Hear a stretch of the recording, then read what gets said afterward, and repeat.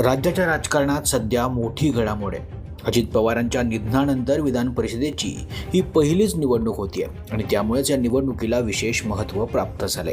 एकूण 9 जागांसाठी निवडणूक होत असताना राष्ट्रवादी काँग्रेसच्या वाट्याला मात्र अवघी एकच जागा येते आणि याच एका जागेसाठी पक्षात जबरदस्त चुरस पाहायला मिळते. सगळ्यांच्या नजरा लागल्यात त्या उपमुख्यमंत्री सुनेत्रा पवार यांच्या निर्णयाकडे. नेमकं तिकीट कोणाला मिळणार? पुणे आणि पिंपरी चिंचवड कधी काळी राष्ट्रवादीचा बालेकिल्ला मानला जाणारा हा भाग. मात्र अलीकडच्या निवडणुकांमध्ये पक्षाची ताकद इथे कमी झाल्याचं चित्र आहे.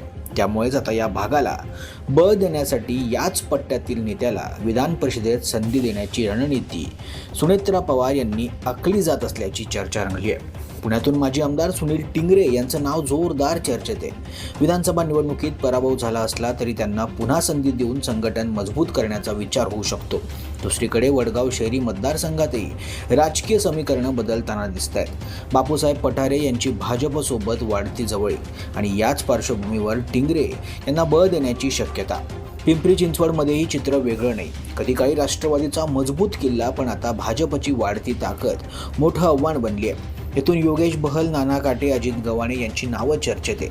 मात्र काही नेत्यांच्या सक्रियतेवरही प्रश्नचिन्ह उपस्थित होतोय. दरम्यान पक्षात सुनील तटकरे गट निर्माण होत असल्याच्या चर्चा देखील रंगल्यात आणि त्या गटातील नेत्यांचेही नाव रेसमध्ये आहेत. याचसोबत अजित पवारांचे एकनिष्ठ शिल्लेदार म्हणून ओळखले जाणारे अमोल मिटकरी यांचं देखील नाव पुन्हा चर्चेत आलंय. त्यांनी आपल्या कार्यकाळात पक्षाची भूमिका आक्रमकपणे मांडली होती.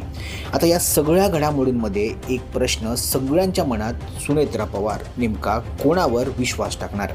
राजकीय समीकरणं, गटबाजी आणि भविष्यातील रणनीती याचा विचार करून घेतला जाणारा हा निर्णय पक्षासाठी किती निर्णायक ठरणार हे पाहणं आता अत्यंत महत्त्वाचं ठरणार आहे.